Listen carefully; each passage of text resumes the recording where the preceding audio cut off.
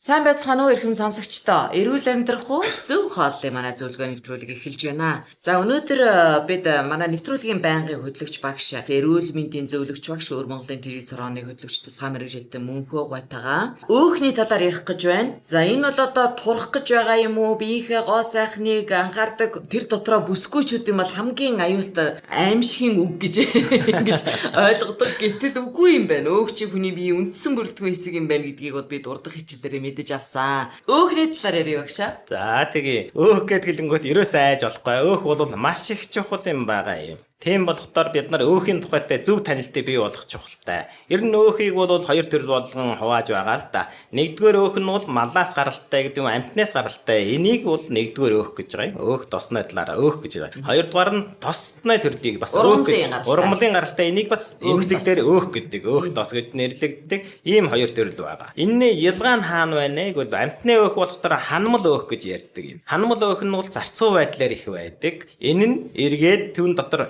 хэмжээний холестерин уулагдаж байдгаараа одоо биенд их хэмжээгээр хэрэглэгдвэл эрүүл мэндэд яах охирол үсгээд цус өөхлөх юм уу цусны шингэнд өөх их хэмжээгээр болоод зүрх өөхлөх хэмжээ. Тэгээд ургамлын дос ороод тэр харьцангуй эрүүл болж яагаа мэлтгэнээ дурсаад байна гэвэл ханмал бус болохоор мэлтгэнээ дурсаад байгаа юм. Тэгэхдээ энэ дотор бас олон асуудлууд байж л байгаа л да. Жишээлбэл өвлийн цаг та ингээд харж ирсэн үү? Зарим дос ургамлын дос ингээд цайраад царцсан харагдаж байдаг шүү дээ, тийм ээ. Ер нь бол 0-оос доош хэмжээнд бол олон градусд бол бүгдөө л зарцсан. Тэгэхдээ 0-оос дээр бүр 10 гэдэг градусд байхтай байдаг. Тэр ургамлын досон дотор бас сайн муу дос байх нэ гэдэг нь ингэж харагдаж байна шүү дээ. За ингээд цааш нь өөхийг ярьж байгаа болохоор бас нэг том асуудлууд үүсэж байгаа. Монголд бол нийтлэмлэг их байгаа байх гэж би бодож байна. Яагаад гэвэл торт их гэргэлж яадаг. Тэр юм торт байна. Тэр нэг л боо зөөлөн боонууд байна. Тийм дослогтой бооод байна. Тэр юу гэдэг вэ? Тосон чансан байна, жигэнсэн байна. Төрсөн өдрийн тэр чи юу гэдэг вэ? Бялуу. Тийм. Тэр бол бүр их аюултай юм байна. Тийм үү. За тэр яагаад тэр тос байдаг юм аа гэхээр тэр чинь ургамлын досон дотор ус төрөгч химийн аргаар шахаад оруулахтаар мэлтгэнээ дурсажсэн тос минь зарцаад ийм сайхан зөөлөн болоод тэгээд маш удаан хадгалахад ерөөсөн чанарын хувиралт гартдаг хэмжээнд байна. Ингэхдээ үйлдвэрлэл явуулахад заавал ийм тос хэрэгтэй байдаг. Тийм болохоор тэр тосыг их гэхдээ тэр тосыг ямар тос гэж нэрлэдэг юм бэ гэвэл сөрөг тос гэж нэрлэдэг. Яагаад сөрөг гэж юм бол эерэг тос нь бол байгалаасаа байж ирсэн юм байна. Хүний аргаар хийж чадаар сөрөг болчт юм байна. Сөрөг тос эргээд бид нарын тусан судасыг хатууруулдаг. Ингээд зүрх тусан судасны өвчнийг олгодог. Ийм болохоор тосн дор бас их зөв ойлголттой байх хэрэгтэй. Ер нь малын тосыг бол за эдийгээд өөр Монгол хүний энэ чинь нэг хийтэн агаар байна штэ тийм аа.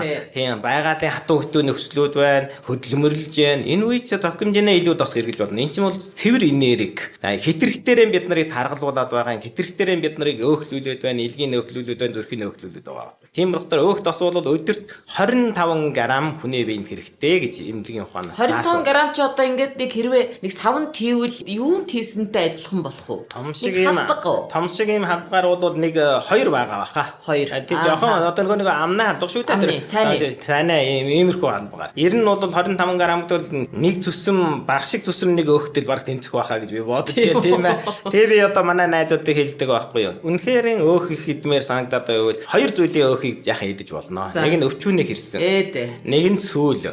Энийг багтаа. Яагаад юм бэ? Чухам яагаад энэ хоёрыг энэ дотор хамгийн гол асуудал нь энэ дотор байгаа нь бол ханмал бус өөхний хэмжээ өндөр байдаг. Тийм болохоор хайлмаг байдаг. Тийм болохоор тэр дотор холестерин хэмжээ харьцангуй бага байдаг. Тийм болохоор өвчин үүсгэх баян эрхэм өвчнгүүд гэж байна шүү дээ. Танаа энд чухам юу гэж нэрлэж байгаа мэдгүй. Баян эрхэм өвчин гэдгээ би нэг дүгнэн шиг хэлжээ. Ямар юм чинь баян эрхэм өвчин гэдэг нь элгэн нөөхөлсөн хүнийг хэлж байгаа. Тарган хүнийг хэлж байгаа. Зүрхнээ цусан суд даралт өндөр хүнийг хэлж байгаа. Зүрхнээ цусан суд сатуурсан хүнийг хэлж байгаа. За тэгээд тулаа өвчин гэдэг үе гişүүн дээр нь бас талс дүүсдэг. Ийм өвчтэй улсуудыг л хэлж байгаа байхгүй. Тэгээд энэ яад инхтэр л одоо их хөдөлгөөн хийсэн гэдэг. Инхээр холбогдолтой. Малын өөхийг бол ийм зүйлийг хийдэн. Ер нь бол тэгээд хөдөлмөр хийгээд юм уу? Их хийтэн юм уу? Энэ үед энерги их хэрэгтэй. Их турангагийн чинь бол дараад дисгүй шүү дээ. Яг өөхтэй хүн бол хийднээс бол хайцангуй төсвөртэй. Тэгээд ер нь бол нийтлэг жишээнүүд байна шүү дээ. Далайгийн том тэр зарснат чинь гадуур их өөхтэй шүү дээ. Тэрээс айхгүй байхгүй. Тэр нөгөө цагаан баавга чинь өөхтэй. Гэвч бол бид нар тийм их өөхтэй байхтаар бидний зүрх сайн ажиллаж чадах юм байцдаг байхгүй. Цусан судас төгжирчдэг. Тийм болохоор бид нар болохгүй байгаа. За яг одоо энэ дээр өөх ярьж байгаа бол таргатай бас сая эхлээд хэлсэн чинь холбогдолтой шүү дээ. За гоё бүсгийчүүд гоё байна л бол зохимжнээ өөх байх. Өөх байхдаа таны арьс чинь гоё байд. Хүний арьс гэдэг чинь бол би настай улсуудыг бол 7 хоногт нэг л удаа усанд орж. 2 удаа усанд ормороо битгий савн хэрэгжилж. Йоо харин. Ягаад гэвэл Наа чи яг үнэ. арьсан дээр чинь тэр өөх гэж зүйлсийн бүрхөвч байгалийн өөрийгөө хамгаалах бүрхөвч байдаг байхгүй. Би бол 7 хоногт ихтэй нэг л удаа савн хэрэгэлдэг. Гараан болоо үргэлж савн хэрэглэнэ. Нүүрэндээ бол хэзээ савн хэрэгэлдэг. Нэг 7 хоног бараг нэг юм уу 2 удаа л хэрэглэнэ. Яг гэвэл өөрийнхөө тэр байгараас нь байсан юм байжээг л дээ тэр. Ингээд яахан цог хэмжээний өөхлөг ингээд шүүрүүлж гарч ирээд арьсыг чинь ингээд зөөрөн булбараа болгож шүү дээ. Заадаг л гоё үсгээд энэ чинь хэрэгтэй үстэй тийм ээ. Тэгээд гоё гэдэг чинь за энийх нь бодолтой юм тухайтай гэлч. Энэ модель гэдэг байдаг шүү дээ тийм. Загвар өмсгч тэд нар чинь болов штэ баримжаа биш шүү дээ. Тэр чинь тусгай мэрэгжил. Тийм болохоор хүн ямар юм бол биеийн хүнд нь зохих хэмжээнд бага зэрэг хитэрсэн жаахан мараатай ийм хүмсүүд сая бие нь эрүүл байдаг мөртөөсөн тэр байгалийн хатуу нөхцлүүдийг давж байдаг тэр даахаас айдгүй байдаг тэр өвч нэгээс үүсэх хүчин чадлан сайн байдаг. Ийм болохоор бид нар зохих хэмжээнээ тарахтай байгаа зохих хэмжээнээ өөхтэй бай. Тэгэхдээ бид нар гоё байхаар барахгүй бас эрүүл байхын чинь суур болж байгаа. Тиймээс өөхнээ талд бол юу гэвэл одоо энэ хавирганы өөхийг энэх огтлохч болоод хэцүү л дээ. Тэгээ адууна мах бас арчингуй гайгүй байдаг бол наяхан хайлмаг гэдэг юм чинь тийм ээ. Ингэж бодож байна. Ямаана өөх бол амархан зарцдаг. Энэ зарцсан гэдэг юм шүү дээ. Тэр мэлтгэлсэн дос буйны биенд амархан шингэн. Хэрвээ энэ малын өөх баштай хотоодонд орсноо дараа байна шүү дээ. Энэ зарцсан амархан зарцсан шүү дээ. Бидний чинь биеийн градус заа 37 градус. Өөхийг хайлуулах градус маань 70 80 ч юм уу одоо энэ дэр болчтой. Тэгвэл их хэмжээний химийн уруул явагдах юм аа. Энэ өөхийг задлах ёстой. Тэгээд энэ химийн уруул явагдана гэдэг чинь зайлшгүй хаягдл бодсон үсдэг. Ийм асуудлаас болоод энэ малын өөх гэдэг юм болоод хүний биеийн тус тийм их сайн биш байна гэсэн бодлоо гарч байгаа. Та хэрвээ өнөөдөр ургамлын тос 25 г идээгүүл өөх мах иддэг усууд гэдэг. Хамаагүй та өөх идэж бодноо. Зохин жинд бах ид. Яаж иднээг бол нэг ам өөхөнд сайн ажиллах. Хүний амт мэдрэмж гэдэг чинь чихээс чинь амнаа чинь уруулаас чинь цаашаа ерөөсөн хэдхэн сантиметрийн зайд байгаа. Эннээс цаашаа орвол та юу эзнээ та мэдрэхгүй болчих тийм ээ. Тэгвэл та нэг ам өөхөн удаан шиг ажиллавал таны хүсэл тийм ээ. Тийм хоол идэх жаргал чинь ханагдана. Тэгээд яхан бор мах идчих хэрэгтэй. Тэгээд одоо эн чинь болчих штэ тийм ээ. Ингээд одоо энэ амьдрал гэдэг бол ингээд сайхан утга уулгатай болж ирж байгаа байхгүй. За тэгээд одоо хэрвээ одоо ургамлын тосыг идэх юм бол би бол ерөөсөн хэлдэг. Тосыг бол хүн их баг хэрэгэлдэг. Тийм болохоор бид нар яах ёстой юм бэ? Тосыг маш сайн чинарын ургамлын тосыг авч хэрэгэлжээ. Боломж байвал штэ. За боломжгүй бол яах вэ? Эн чинь бас хүний янз бүрлээ штэ. Ургамлын тос бас өрнөн дээр өртөгтэй. Оливын тос гэж байна. Маш сайн тос. Тэгтээ ганц оливын тос идэх байх бас болохгүй. Өөр тос идэх ёстой байхгүй. Тэр маажингийн тос гэдээ байдیں۔ Да манай энд л байдаг юм танаа энд байна уу юу би мэдэхгүй байна. Маажин гэдэг чинь ямар хуу төрлөө? Маажин гэдэг энэ талуун тогоо идэхэд маажин гэж байна. Тэрнэр нэг жоохон нэг юм байдаг штэ. Тийм. Жоохон юм үр байдаг. Самар төрлийн үр байг. Маш жижиг самрын үр шиг тийм юм байдаг. Маажатай идэх гэдэг. За. За тийм ирэх юмас гаргаж явсан. Тэр их сайн тос эрдийн шишийн тос гэдээ байх ёстой. Эрдийн шишийн тос гэдээ байх ёстой. Тийм байдаг. Тэгээд наран цэцгийн тосыг бол харьцангуй баг. Би бол гэртээ бол ердөөсөн 3 4 төрлийн тосыг хэрэгэлдэг л дээ. Ямар тосыг хэрэгэлдэнгүүт нэгдүгээрт нь би тэр оливын тосыг авчдیں۔ За тэгээд нэг тэр маажингийн тосоос нэгийг авчиж байгаа юм. За тэгвэл би тэр эрдийн шишийн тос ч юм уу тэр буурцгийн тос ч юм уу буурцгийн тос би бараг хэрэгэлдэг. За ингээд хэдэн төрлийн тосоо холцчихдаг байхгүй юу? Тэгээд хөргөчөндөө тавьж байгаа тэр тосыг чинь бага хэрэгэлж байгаа юм чи. Ингээд сайн чинарын тосыг идэх гэх. Хэрэглэнэ гэж та юу хэлж байна? Ингээд бүр яг ингээд ногоо хоорн штэ тийм. Ногоо хоор бид нар чинь ногоо хоорн сэрүүн ногоо хийн тийм ээ халуун ногоо хийн энэ дэг хэрэглэхийг хэлж байгаа шүү. Харин би бол тосон боорцоо шарсан боорцоо ерөөсөө иддэггүй. Чи хамгийн нөгөө муу тос соёлын энэ тос ерөөсөө 120 градусаас даваад 150 ч хүрэх юм уу. Ингэх үед байгаараас заяасан тос минь бас хувираад сөрөг тос бас хувиртай.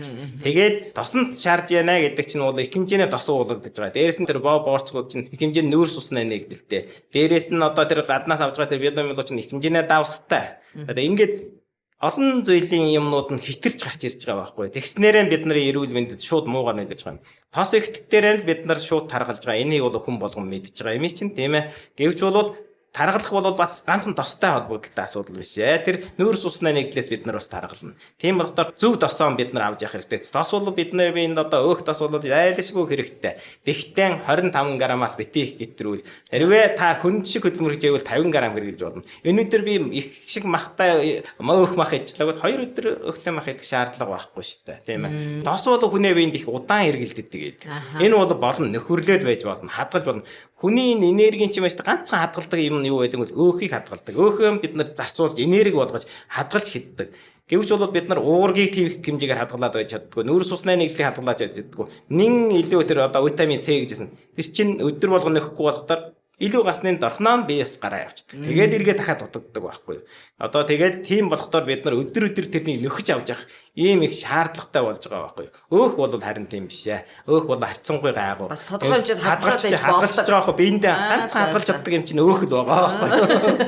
Тэгээд өөрийнхөө өөхнөөс гаргаж хэлж болно. Ер нь тэгээд хоолны амт гэдэг юм чинь хитгэн юмтай холбогдолтой байдаг байхгүй юу. Нэгдүгээрт нь одоо давс тийм ээ. Давс их амттай байдаг тийм ээ. Тос давс тоос хоёр байж та. Дээрээс нь шихэр. Одоо та бодож үзтээ энэ маруужин дотор юу байх вэ гэж бодож байна? Гэхдээ чихэр сүү одоо тэгээд бодвол таны харж байгаа бол давс байгаа юм шиг байна. Яг ийм байхгүй юу? Хамгийн гол маруужин дотор юу байдаг вэ? Их хэмжээний тос байдаг. Тэгээд сүү их бага байдаг. Их бага байдаг тийм ээ. Нэрээс их хэмжээний давс байдаг байхгүй юу. Тэгээд шигэрлэг амтлах зүйлсүүд байдаг. Ингэхдээ олон хорыг тэр лөө гийдэг байхгүй юу. Тэгээд манай улсууч маруужид таргалахгүй гэж бити бодоорой. Тэр чин тэрчгээрээ өөх хийж гэнэ л гэсэн үг шүү дээ. Тийм болохоор юмнуудыг чинь одоо сайн ойлгох хэрэгтэй байхгүй. Ер нь тэгээд үйлдвэрлэлийн бүтээгдэхүүнээс гарсан юм дотор бол амттай болгоёг бол тос байх хэрэгтэй, давс байх хэрэгтэй, шихэр байх. Ямар нэгэн хэмжээгээр уулагдаж байдаг байхгүй. Ундаан дотор чинь л гэж нэг хэмжээний давстай. Тэр давсыг харин бид нар тусгайлан маш сайн ярих ёстой. Тэгээ. Багшаа нэвтрүүлэг дуусгах чинь би танаас нэг зүйл асуух юм. Бид тээр нэг зүйл орчлоо доо Монголуудын их хэрэгэлдэг цэцгийн тос, өрөм эдэр чинь бас л одоо сайн муу нэг хэлчихээ. Зүйтэй. Би ерөөсөө энэ турыч гэдэг юм тарган хүмүүстэй өрөм битээ дээ гэдэг байхгүй. Цэцгийн тос битээ дээ. Чи өөр бага ид. Ямар ч байсан бага ид. Энийг бол өөрөө зохицуулна шүү дээ. Хамгийн гол би түрүүний хэлдэг юм байна шүү дээ. Одоо бид нарын дэлгүүрээс худалдаад аваад байгаа маасл маань жинхэнэ Монголын маасл мөн үү? Харин тэр ургамлын досон дотор ус төрөгчгийг шахаж оруулахдаа зэрэг цэвэр маасл болдог. За энэ бол их том асуудал. Гэхдээ хүний Аз Ахуйгийн асуудалдаар хамаагүй гар дөрвөл энэ нөхрийг хөөж гаргаа гэж хэлж магадгүй тийм ээ.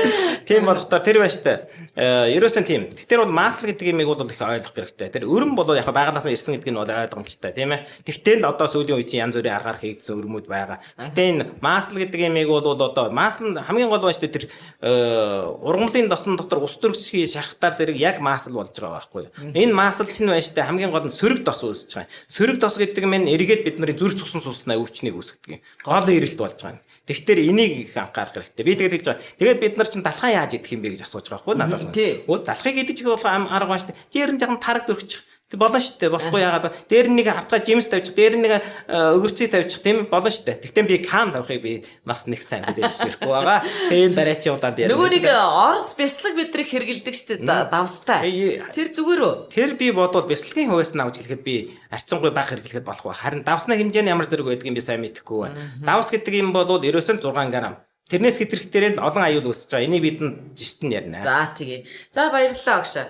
Өнөөдөр эрүүл мэндийн зөвлөгч багш Өвөр Монголын телевиз хорооны тусгай мэргэжилтийн хөтлөгч Мөнхөө багштай бид өөхний талаар ярьлаа. За үүгээр манай эрүүл амьдрах уу зөв хооллын зөвлөгөө нэвтрүүлэг маань өндөрлж байна. За баярлалаа хамт байсанд.